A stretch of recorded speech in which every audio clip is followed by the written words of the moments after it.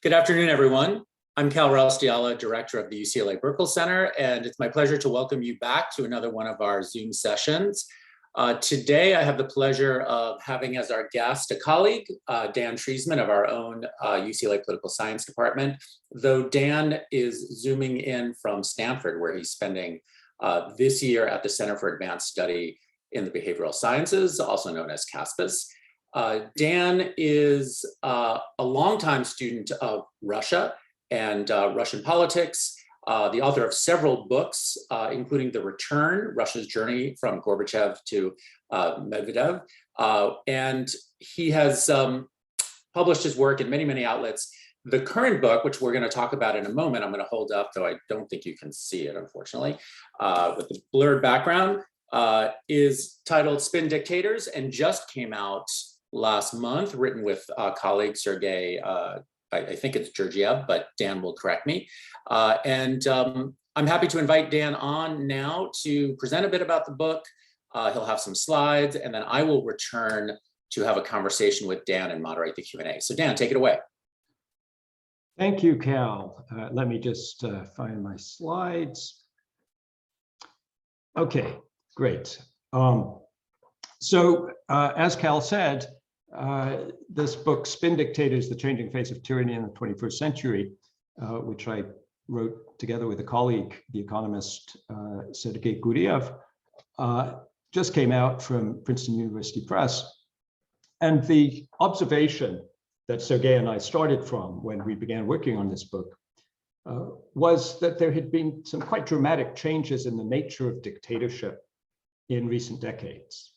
So if you think about dictators and focus on the 20th century, the image that probably comes to mind is someone like Stalin, Hitler, or Mao.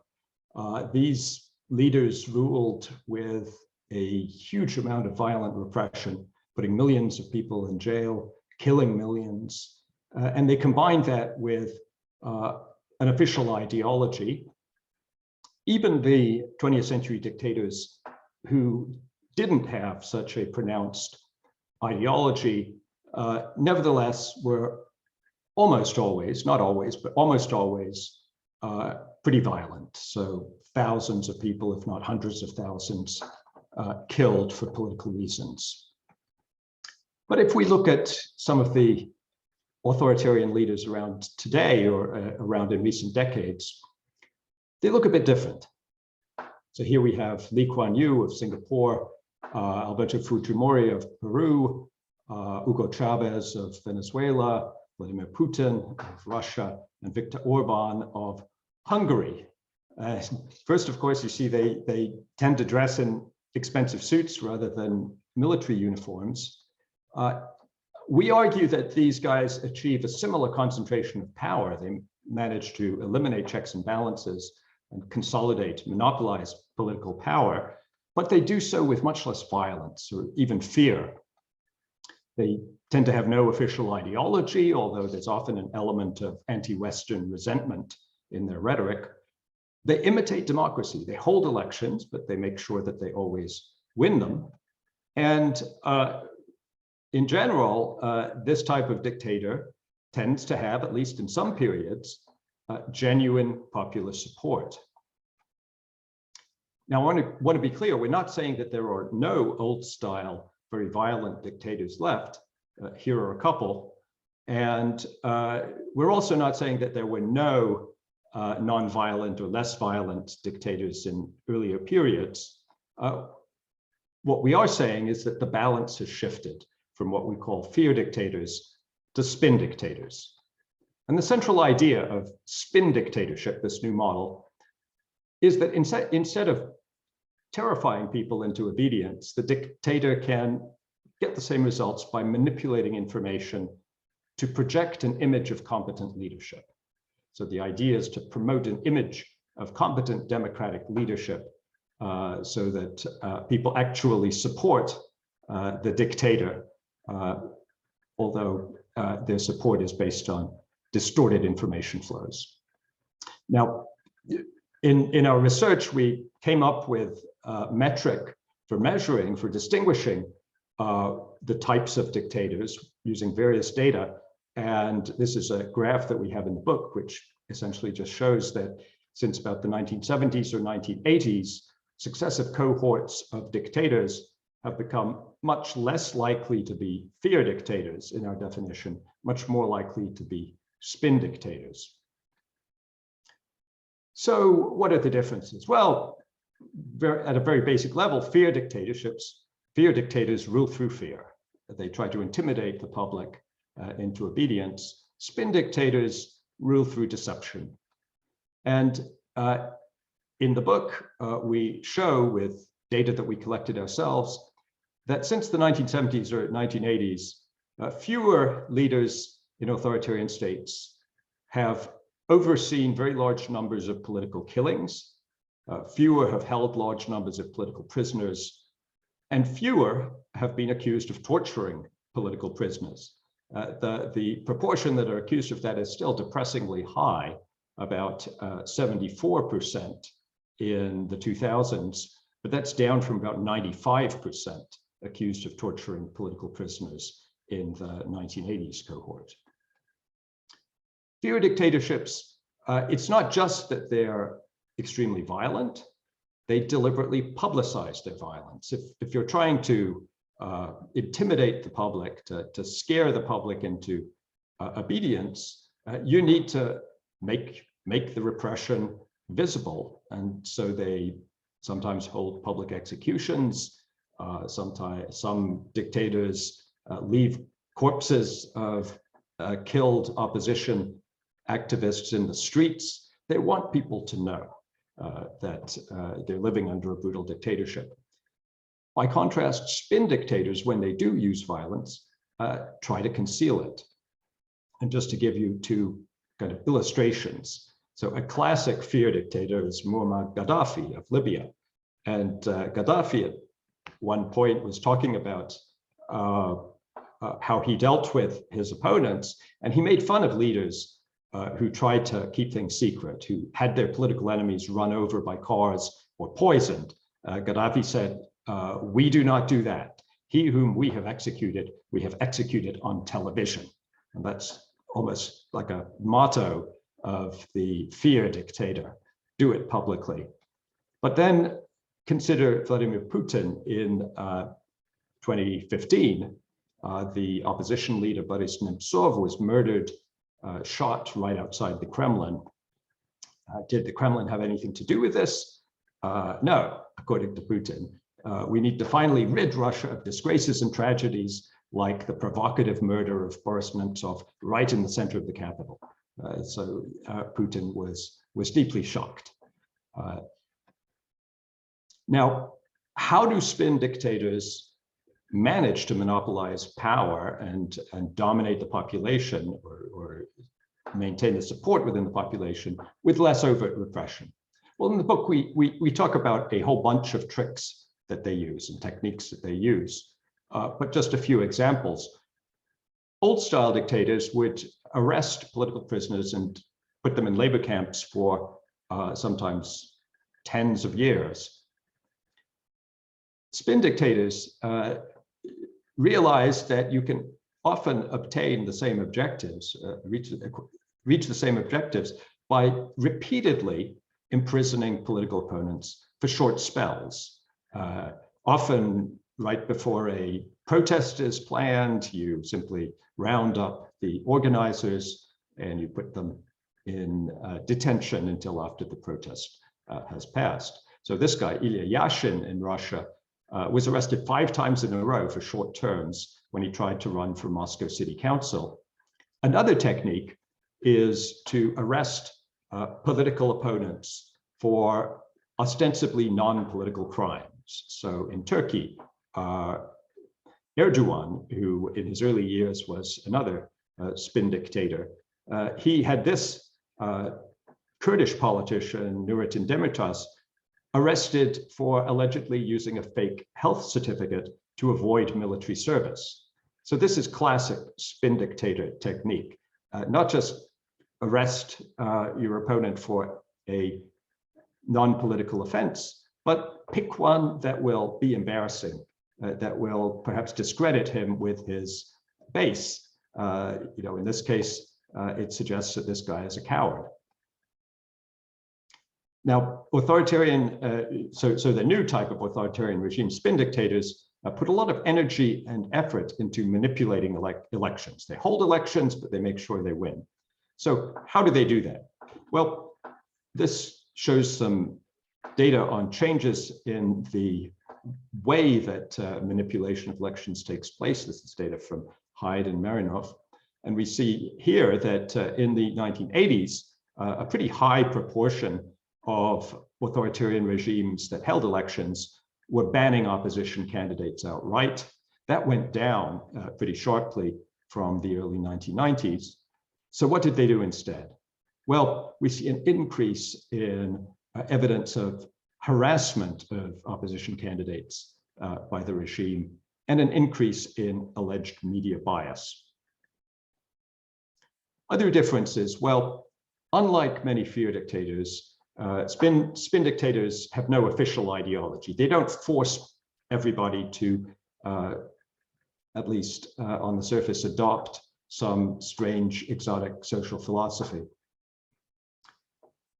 And in their speeches, they tend to use a rhetoric of competence rather than a rhetoric of fear. The old fear dictators, in their speeches, were trying to spread anxiety, to scare the general public, either to make them nervous about external enemies, or to directly deter them from political action by threatening to use repression against them. Okay, but the spin dictator, his goal is to present himself as a benevolent, effective, democratic politician. Scary language doesn't help. It undercuts that message. Instead, they fill their speeches with rhetoric associated with performance, with providing public goods and managing the economy well. Okay, so how do we know this? Well, we did some analysis of speeches by 18 dictators of, 18 leaders of different types. This included democratic leaders, both from recent decades and from longer ago, fear dictators, and spin dictators. And we did a very simple text analysis. We looked at what was the frequency of words in these public speeches of the leaders, what was the frequency of words related to violence, and what was the frequency of words related to economic performance and public services.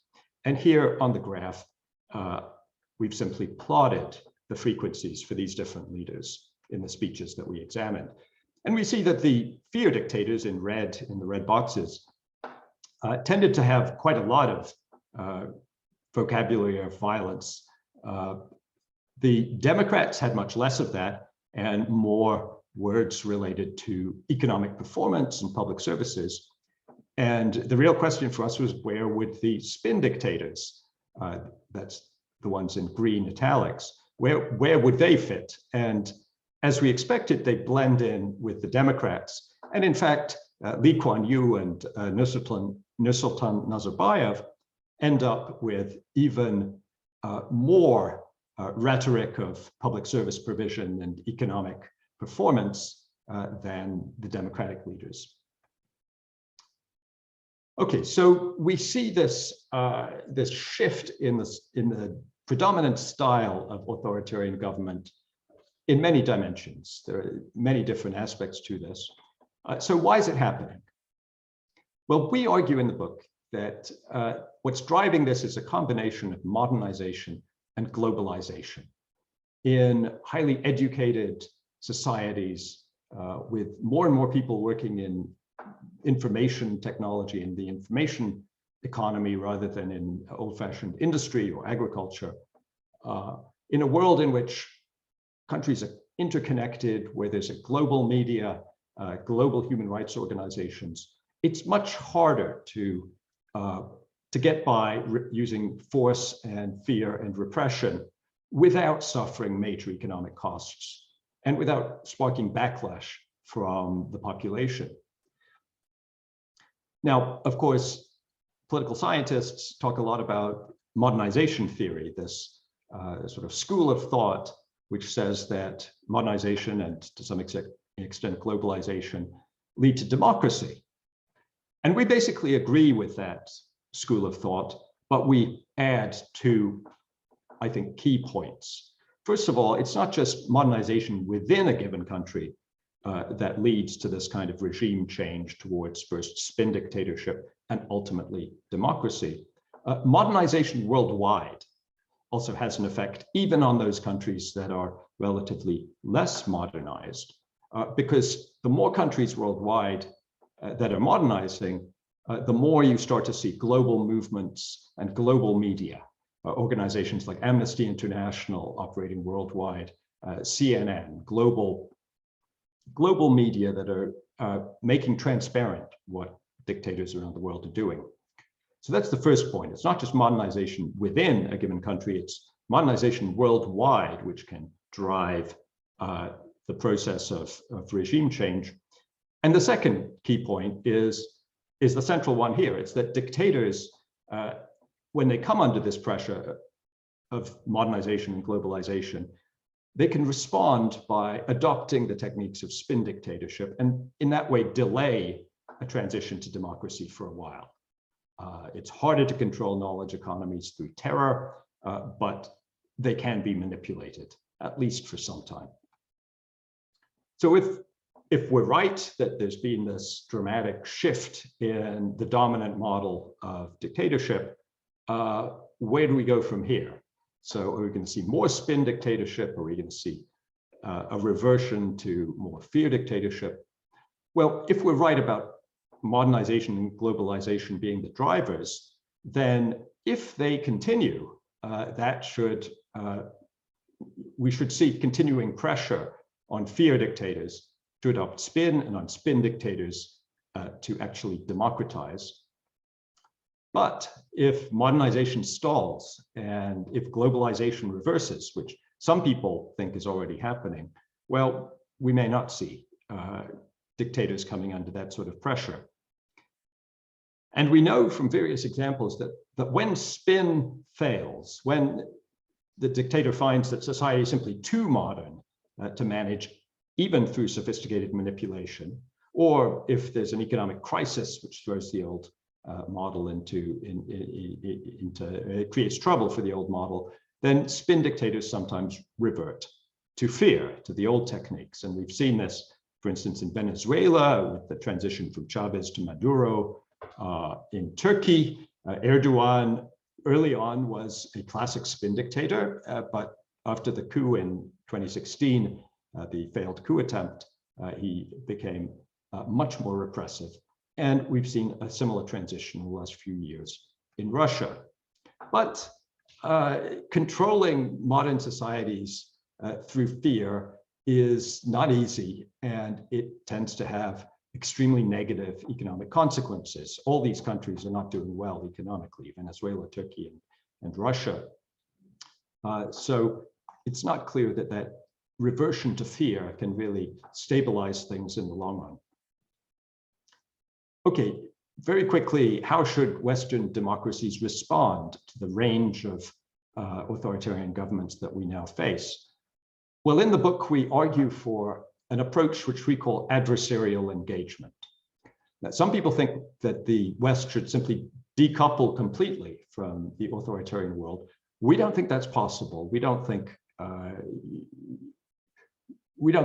you can simply stop interacting with economically with countries like China. And the world is global, whether we like it or not. The pathogens, technologies, ideas are going to cross borders regardless. So what we suggest is to continue interacting with the authoritarian world, but to do it in a smarter way than we have done in the past.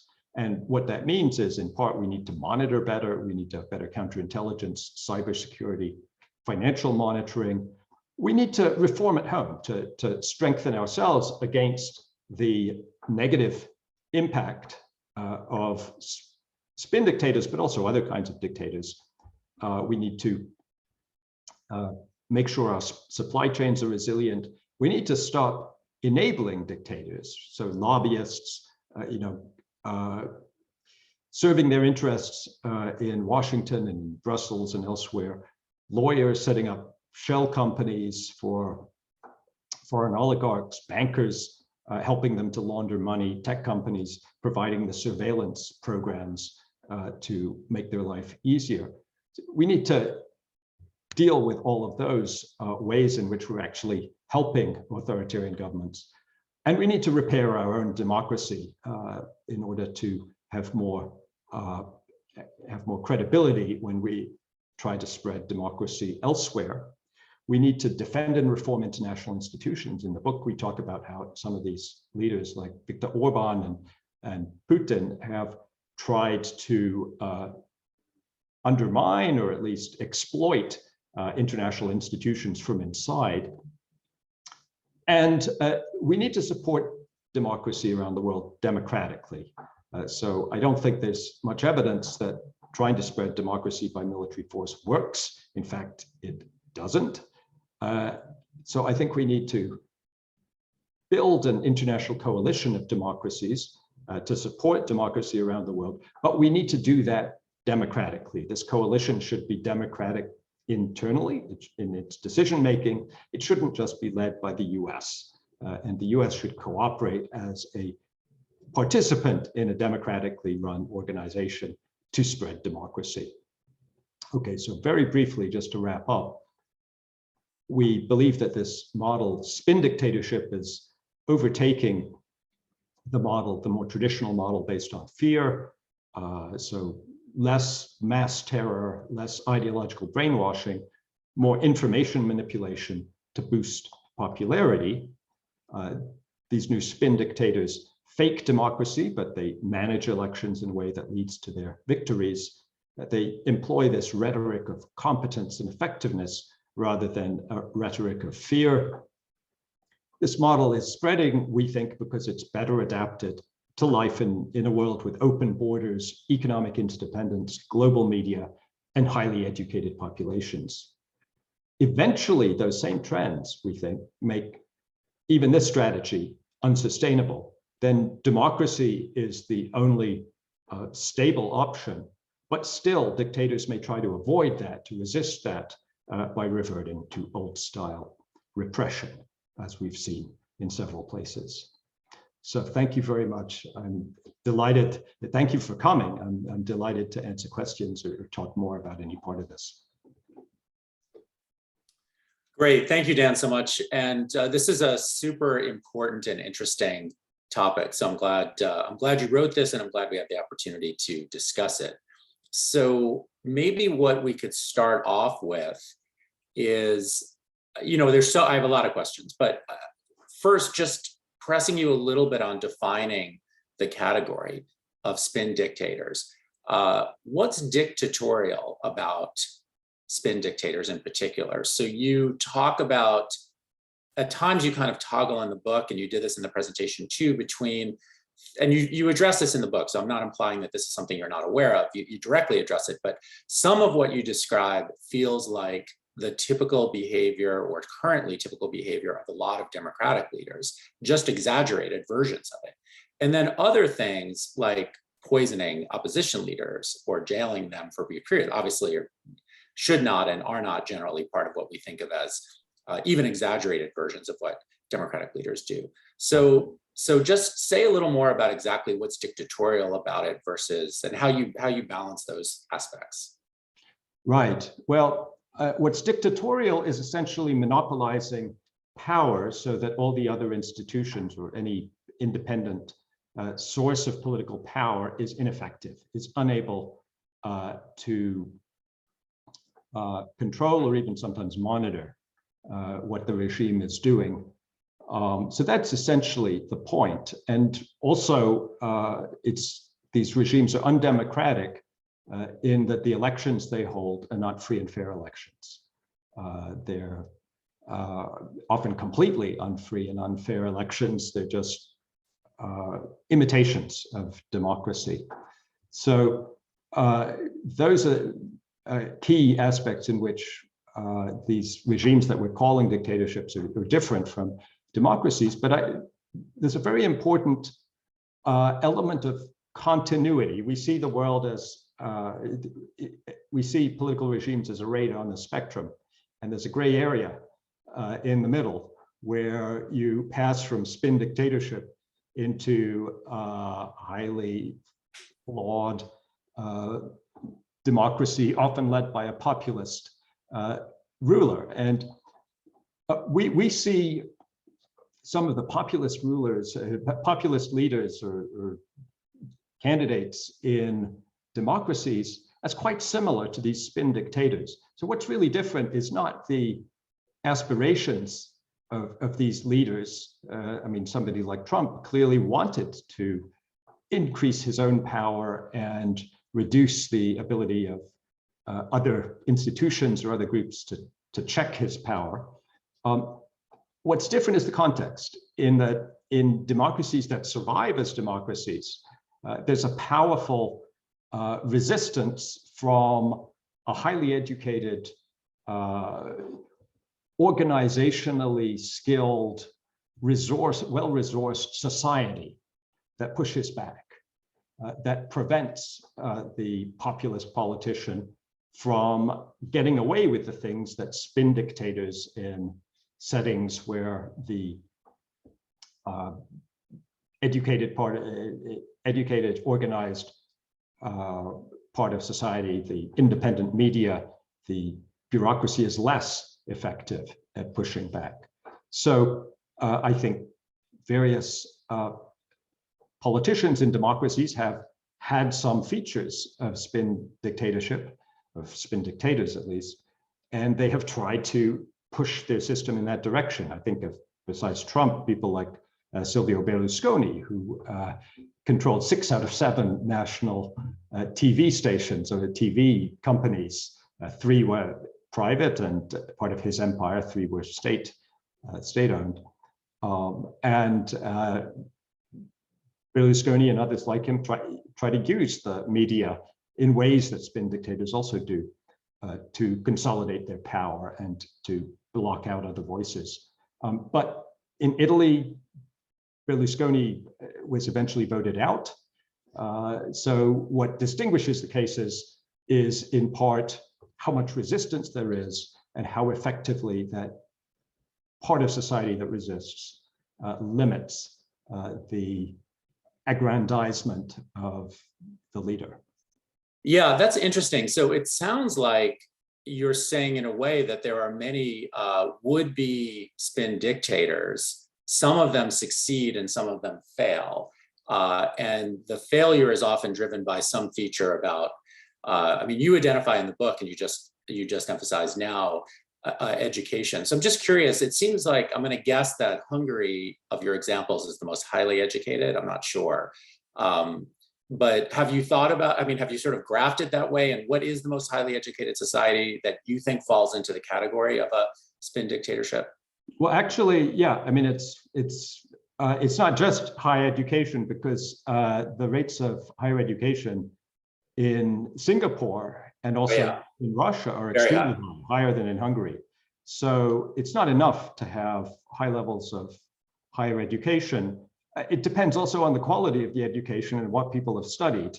Most people in Russia who have gone through higher education have had narrower, definitely not training in liberal arts, technical higher education, which doesn't necessarily produce the kind of society. I mean, to some extent it does, but it's not as effective at producing citizens who can organize and who have the kind of values that lead them to want to organize to constrain an aggrandizing leader. So spin dictatorship tends to occur in countries that are at intermediate levels of education and civil society development. So at one end, you'll have cases like Singapore and Russia, which on the face of it should be democracies.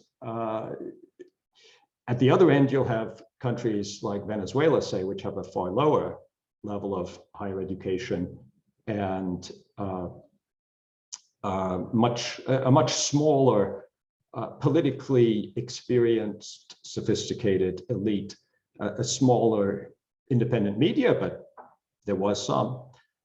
So there are various aspects to what in society leads to the kind of resistance which constrains a spin dictator from going further. But education is part of it, but only part of it. Yeah, I'm glad you raised Singapore, because I have to say that was one example. I've spent some time in Singapore. I taught at the National University of Singapore, and it's an excellent university, and you're absolutely right, it's very highly educated. I struggled a little bit with that example, in part because it did seem very different. So you just characterized Russia. I mean, you characterize it as a spin dictatorship, but then a few slides back, you pointed to the evolution of Putin in some ways. And obviously Russia is quite a violent dictatorship in some respects, nothing like its past. Right. So, but there seems to be a lot of distance between what I think of as Singapore and what I see in, let's say, Russia today. And so I guess I'm curious whether do you want to defend that there's really a common ground there? And if so, say a little more about what makes Singapore dictatorial? So this is kind of an amendment to my first question, because it seems like a place that there's certainly a lot of stability and acceptance of a kind of one-party structure, but there's also this undertone of this is a divided society, ethnically, racially divided society, that this is the belief of a lot of Singaporeans, at least that I spoke to, that needs that to keep from blowing up. And of course, it's so successful economically, right, everyone sort of goes along with it. Anyway, there's a lot of questions in there, but I'm just curious how you see that. Yeah, so for Singapore, okay, well, let's think about elections, right? So the PAP, the ruling party, has held elections consistently all through since 1959. And each time they have won a majority and have obtained like 89% or more of the seats in the parliament. How has that happened? Well, a lot of reasons, but in part, opposition politicians have been essentially driven out of the public sphere in one key sort of illustrative case through repeated defamation lawsuits with very high monetary penalties, which essentially bankrupted this politician. And Lee Kuan Yew has been quoted quite openly saying that essentially opposition politicians that are taken seriously by the regime may be bankrupted in a similar way. So there's a technology and a determination to eliminate political opposition that poses any real threat, while continuing to hold these elections in which the dominant party always wins. So in that respect, it's really not as different from Russia as it might seem on the surface. And I think a lot of the techniques that were first used, perhaps, or were used very successfully by the PAP in Singapore, have been used by other spin dictators around the world, starting with this case of, with this example of defamation suits. A very powerful technique to immobilize, to disempower opposition and independent media. Besides that, I mean, a great example is Hyde Park corners, right? We mentioned this in the book. So in the early 2000s, after Lee Kuan Yew stepped down as prime minister, but he was around, the Singaporeans, in order to demonstrate that Singapore had freedom of speech and to give people a place to exercise this freedom of speech, they created a Hyde Park corner in one of the parks. And at this Hyde Park corner, you were allowed to go and give speeches about things which you weren't allowed to talk about publicly elsewhere. There were, of course, various restrictions and requirements. You had to get a permit from the local police. There was a sign that said anything you say is being recorded and could be used in criminal or other cases. But anyway, they set up the Hyde Park corner. What happens next? Well, Russia sets up 2 Hyde Park corners in Gorky Park and another park in central Moscow. So there are cases of this kind of copying. And there's also, which we also talk about in the book, a pattern of leaders, especially from Eurasia, but leaders from many sort of modern authoritarian governments, looking to Lee Kuan Yew as a model, as a pioneer. So Putin and Nazarbayev both give Lee Kuan Yew honorific medals. Various other leaders talk about the influence that he's had on them.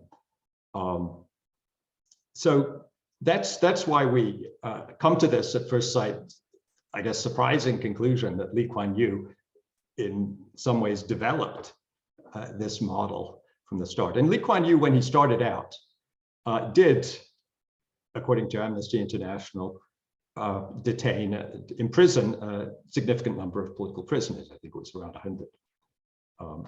By the 1970s, the late 1970s, he's no longer doing that. And he's using these much more sophisticated, very effective methods to ensure unthreatened control by the PAP regime. And of course, it helps tremendously when you have such good economic performance and when the state is actually providing public goods well. So there's no denying that. You need far less spin when things are going well, but things never go perfectly all the time. And the technology and the architecture of manipulation is very important for those times when the economy is not so good. Great. That's really helpful. A little. Yeah. So just in terms of the big picture, and then I want to go to questions from the audience, because there's quite a few. Many of those questions are already addressing Trump, and so I'm going to leave some of that. But thinking about Berlusconi and Trump and that style seems a very different kind of approach. So I totally agree there are commonalities. The kind of more in the sense that Lee Kuan Yew was not an entertaining guy, but Berlusconi and Trump very much use their TV skills directly to, in a sense, kind of beguile, and you described some of this, their electorates, and people sort of enjoyed the spectacle of it or something like that. The whole thing made me think of the kind of contrast between, 2 books from the early 20th century. So 1984 versus Brave New World. And they both were these dystopian novels, but they had very different approaches. So 1984 is probably the more familiar one, where it's sort of a North Korea version of just total oppression, force, fear, dictator, I think you would characterize it. Whereas in Brave New World, the populace is sort of drugged and entertained into not even submission, but simply going along with what is happening, and they're perfectly content with it. And in some ways, it's a more pernicious vision, and I think a more accurate one. It feels a little bit closer to what you talk about with spin, or at least some of the spin dictators. So I just wanted to hear your reflections on those 2 books. They're both very influential. Do you see them mapping on to your study? Yeah, I think it's exactly as you suggest. Orwell, 1984, it's very much a kind of representation of the extreme of fear dictatorship, but it's also in that case combined with modern technology which at the time for him was looking to the future, the science fiction element of technology. And we thought a lot about that when we tried to classify China, because many people, well, China's such an interesting case. When we present our arguments to China specialists, they usually say, oh, well, China is clearly a spin dictatorship, right? When we talk to people who are not China specialists, they say, oh, well, China is clearly a fear dictatorship. Look at Xinjiang, look at Hong Kong, the repression of protesters. And we come down on that side, that China is actually a fear dictatorship under Xi Jinping. It might have been, there's some signs that it was moving towards spin dictatorship under earlier leaders, Jiang Zemin and Hu Jintao, where it was much more kind of following elements of the Singapore model and allowing a bit of investigative reporting.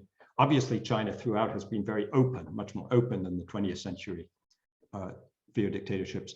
But under Xi, it seems like clearly trying to send the message that disruption will not be tolerated in Hong Kong, but also elsewhere, and forcing political prisoners to make televised confessions, this sort of thing.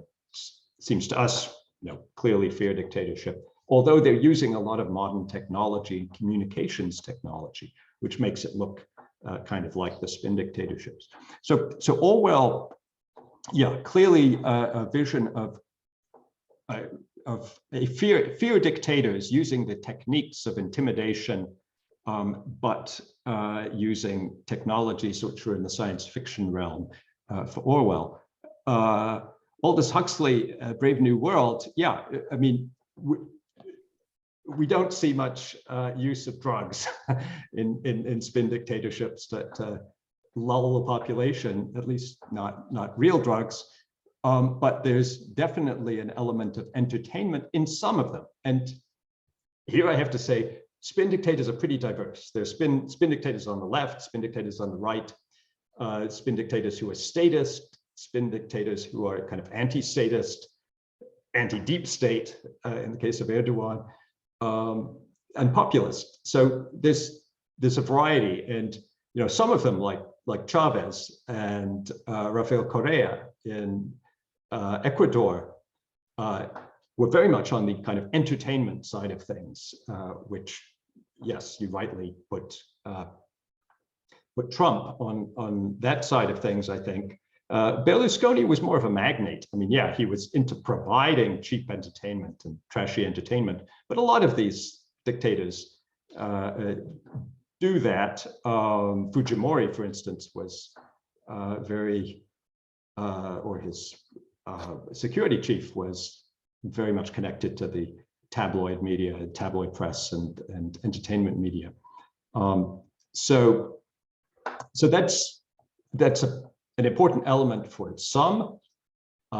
It's some element for all, but there's a lot of variety and family resemblance between them, perhaps, in details of their strategies. They don't all use all the same techniques. They kind of pick from a repertoire the ones that will work best in their setting. Great. So let me go to audience questions. There's quite a few, and as I mentioned, there's a number that address essentially Trump in the United States. So let's start there. So how do you? I'm just going to kind of categorize a few of these, but what do you see happening in the United States right now? So obviously, on the political left here, there's enormous fear about the fact that we are headed towards some version of. They don't necessarily use the language of spin dictatorship, but I think they probably would if they knew about your concept. And so, do you see that? How do you see Trump fitting in? Just elaborate on our own flawed democracy. Yeah, I think Trump, like probably Bolsonaro in Brazil, like AMLO in Mexico, he has the same instincts, and he would like to create the kind of environment that would qualify as spin dictatorship. It's really hard to do that in the US. I mean, we feel scared, and we're right to be nervous, and if that motivates us to do what's necessary to prevent that happening, then it's positive. I sometimes feel that the alarmism may be counterproductive, but it's necessary for people to organize. It's necessary for people to push back. I am pretty confident that they will succeed in doing that, although there are various aspects of the problem where things could really run off the rails. I think, the way I see it is we need to address certain things like the rules of declaring a presidential election, certifying a presidential election. And Cal, you probably know more about the details of this than me. And the legal basis, the laws behind that are just a mess. And that creates a real danger.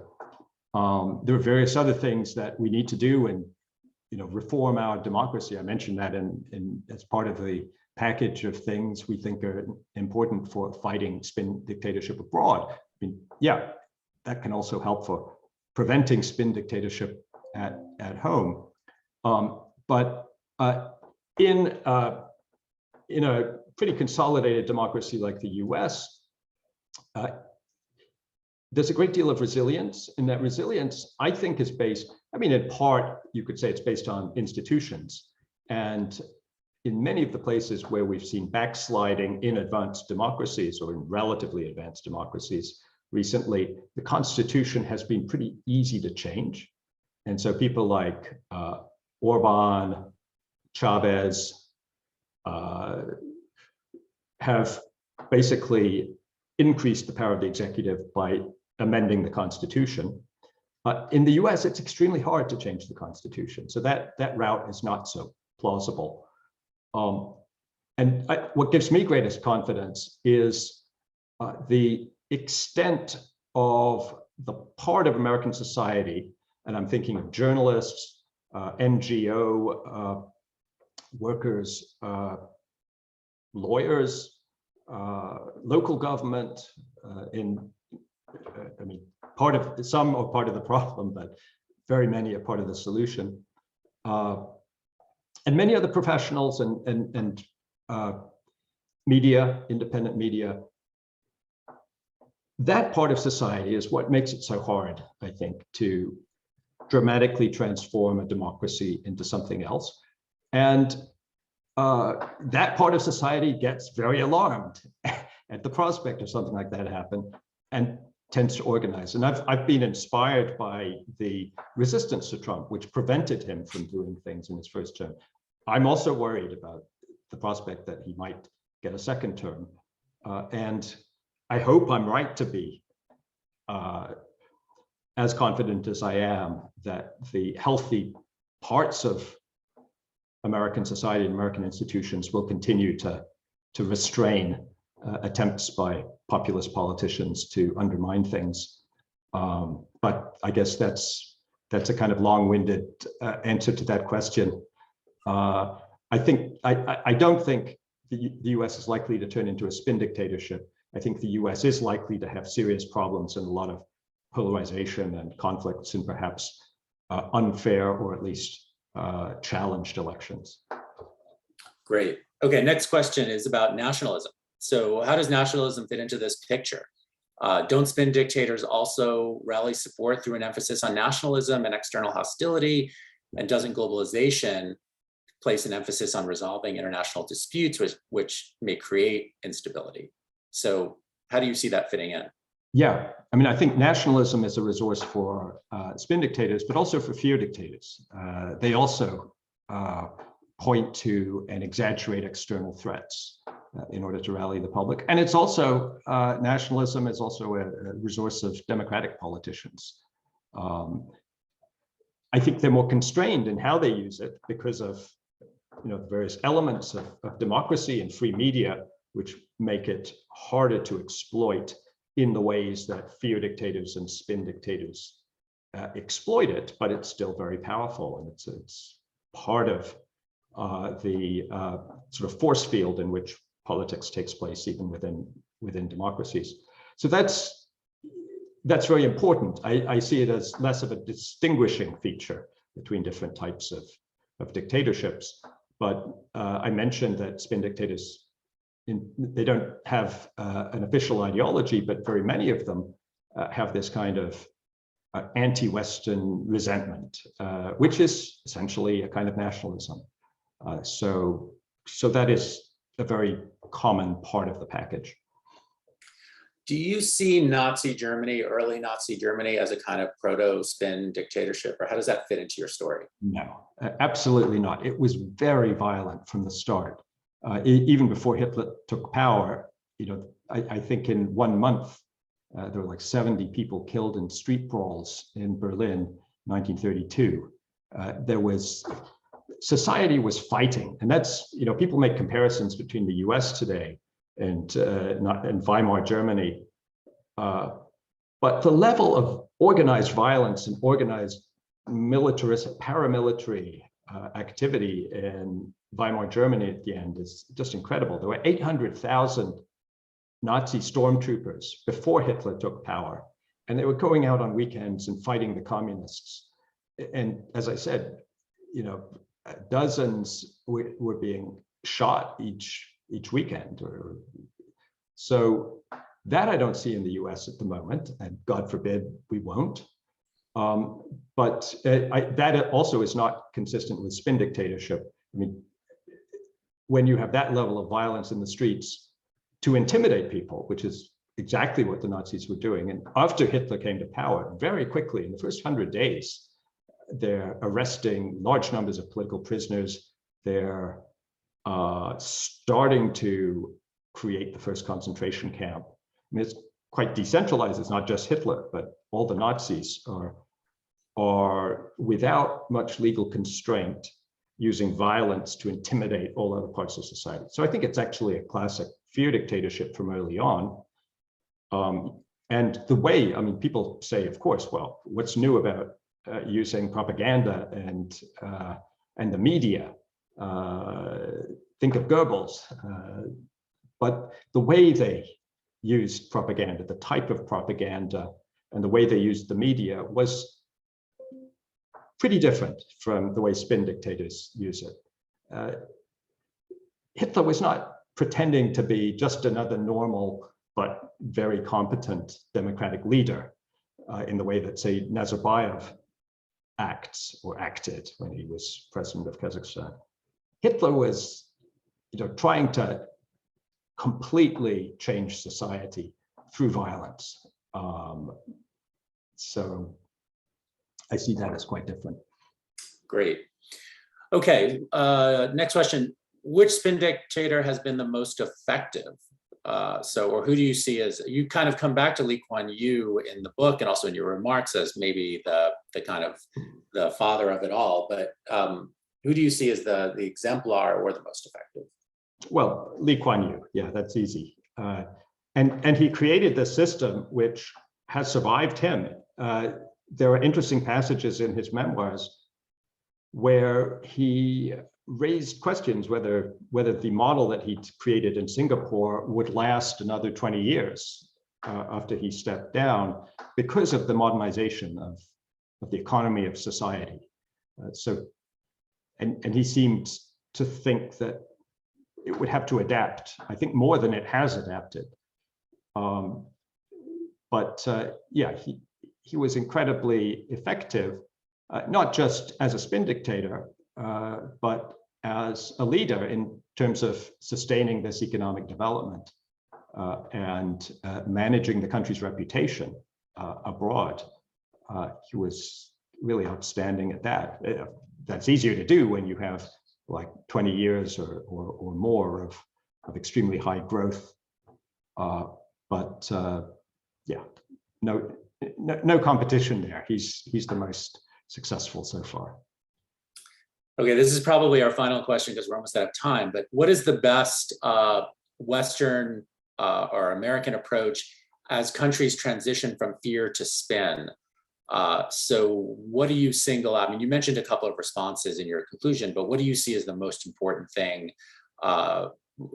True democracies, and I recognize that there's really a spectrum, and you make this point in the book that it is a spectrum, but let's say for the established Western democracies, what's our best policy?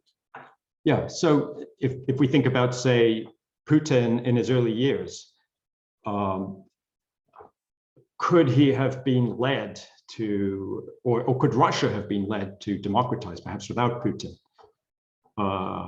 more to democratize deeply later on? And of course, as a Russia specialist, that's an agonizing question, which, given what happened after that, I keep going back to. The first principle, I think, is you need to engage. And this gets back to what we call adversarial engagement.